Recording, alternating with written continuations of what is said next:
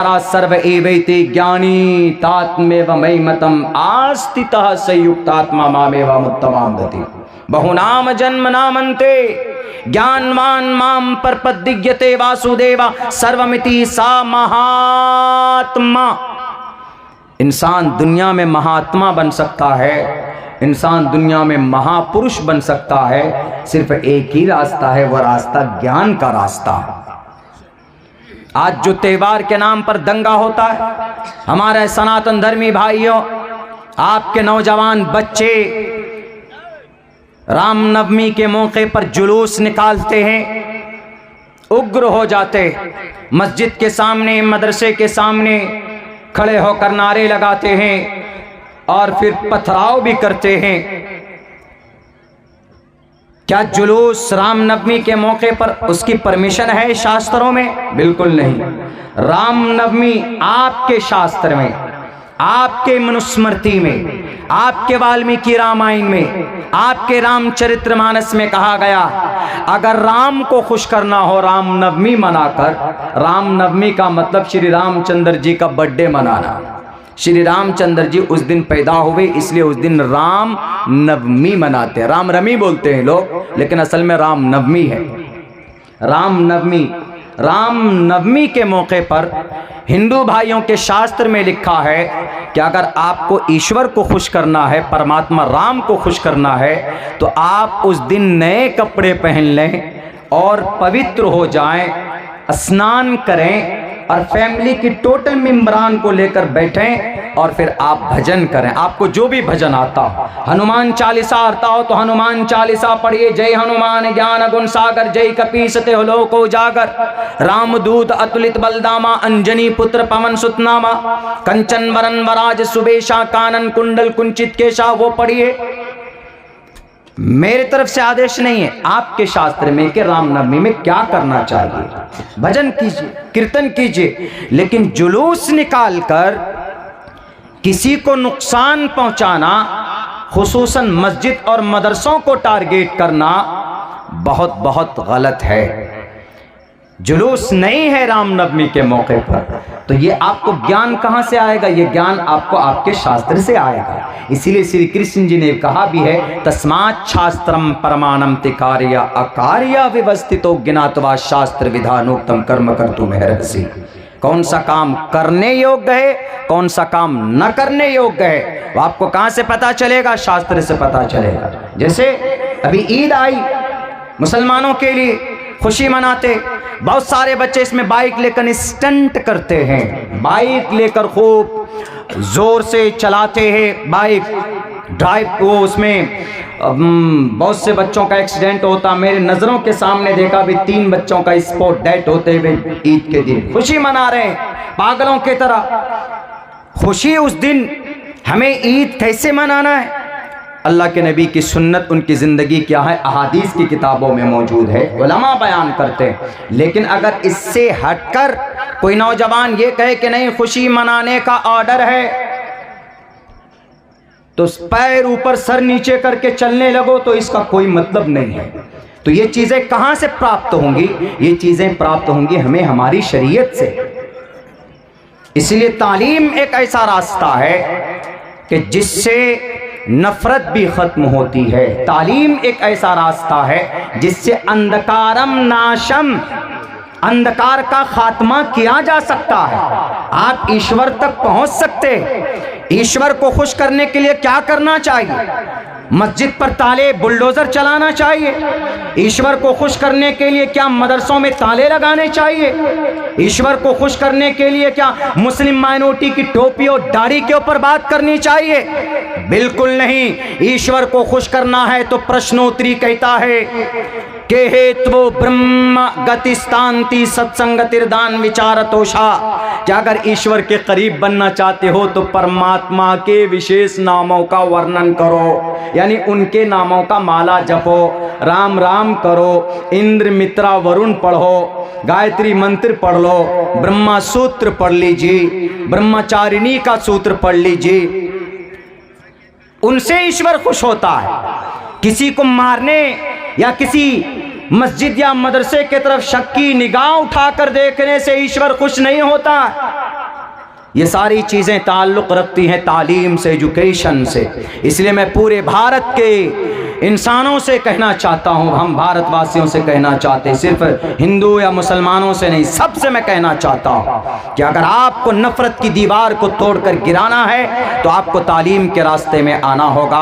अगर तालीम का रास्ता आपने अपनाया, मैं कसम खाकर देने के लिए, कसम खाकर ये बात कहने के लिए तैयार हूँ, हमारे भारत के लोगों, खुसूसन मुस्लिम भाइयों, आपको जो लात घूंसों से मारा जाता है, आपके मदरसे बंद कर दिए जाते, उत्तराखंड के अंदर यूसीसी लागू किया गया, हमारे तरफ से कोई कानूनी कार्रवाई नहीं हुई, किस बुनियाद पर जानकारी नहीं थी। वहाँ के जनरल सेक्रेटरी से मेरी मुलाकात हुई कि उत्तराखंड में यूसीसी लागू किया गया, यूनिफॉर्म सिविल कोड, और उसमें मुसलमानों की शरीयत को टारगेट किया गया। आपने वहाँ के हाई कोर्ट के अंदर में दरख्वास्त क्यों नहीं डाली? उन्होंने कहा मौलाना कोई फ़ायदा नहीं, तंत्र यंत्र इनके साथ है, ये जो चाहेंगे वही होगा। हमने कहा कि हर ज़माने में फ़िरौन के साथ रब ने मूसा को भेजा है, हर ज़माने में नमरूद के सामने में रब ने इब्राहीम को पैदा किया है, हर ज़माने में अबू जहल के सामने मुआज़ एन मुअव्विज़ को रब ने भेजा है। इसीलिए अगर आप चाहते हो कि आज के इन जालिमों के सामने में अगर कोई हक बनकर रब्बे जुल जलाल अगर किसी न किसी को ज़रूर भेजा है, बुज़दिल मत बनिए, अल्लाह की ज़ात पर भरोसा रखिए। आपकी शरीयत ने भी आपको बोलने की आज़ादी दी है और आपका भारत का संविधान भी आपको बोलने की आज़ादी देता है। आप जानकारी क्यों नहीं हासिल करते?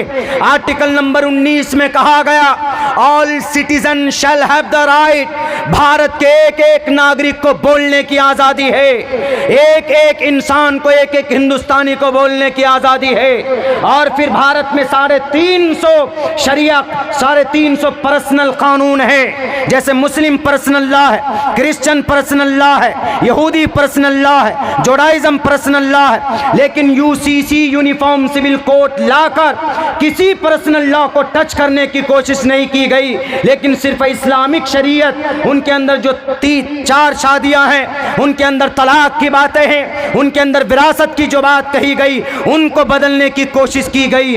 आप कानूनी लड़ाई लड़ सकते, संविधान में लिखा है आर्टिकल नंबर 25 में कि freedom of conscience and free profession and practice propagation of the religion, हम धर्म की आज़ादी हमें भारत का संविधान देता है। हमने कहा आप बात क्यों नहीं करते गुरु उनसे जाकर?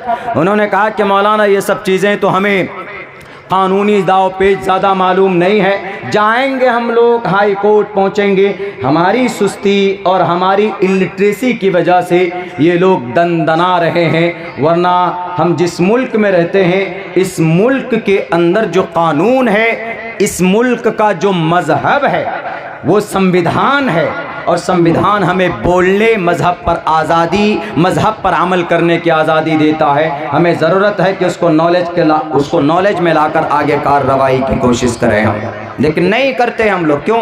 नॉलेज नहीं। अरे जो रुस्वा कौम है, जलील कौम है, वो ताकतवर हो गई।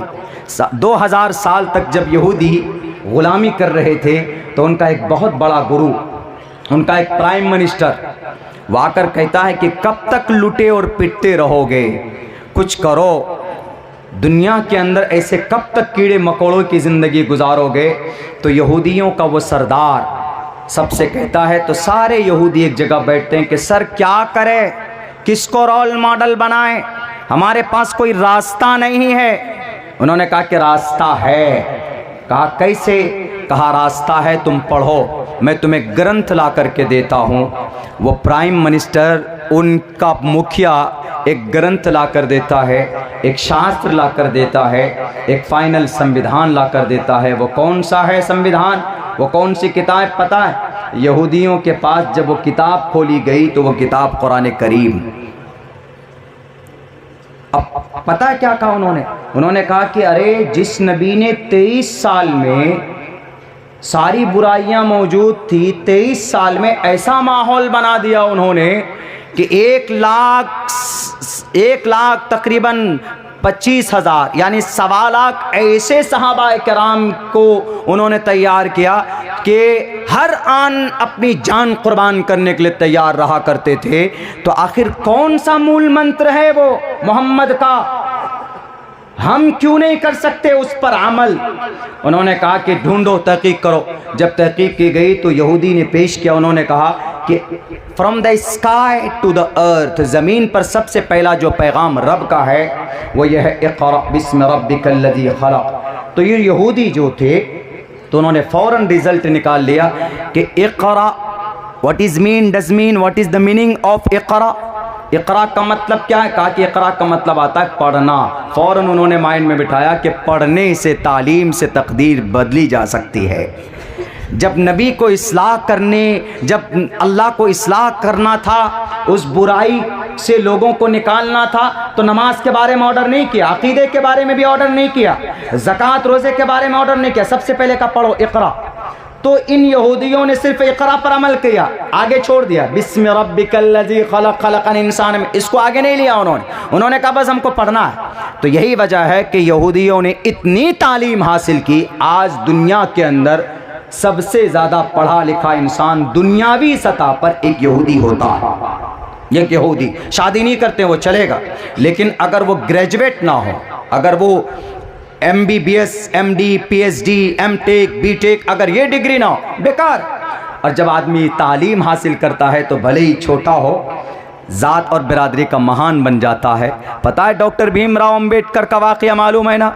जब इस देश को एक कानून, संविधान बनाने की ज़रूरत थी तो पंडित जवाहरलाल नेहरू कहाँ पहुँचे? लंदन पहुँचे और वहाँ पर जाकर कहा वहाँ के चांसलर से कि I need a person, I need a knowledgeful person, कि सर मुझे एक ऐसा आदमी दीजिए, हमारे देश को संविधान लिखना है, कानून लिखना है। उन्होंने कहा कि doctor Pandit Jawaharlal Nehru, why did you come here from the India, क्यों आए तुम इंडिया से?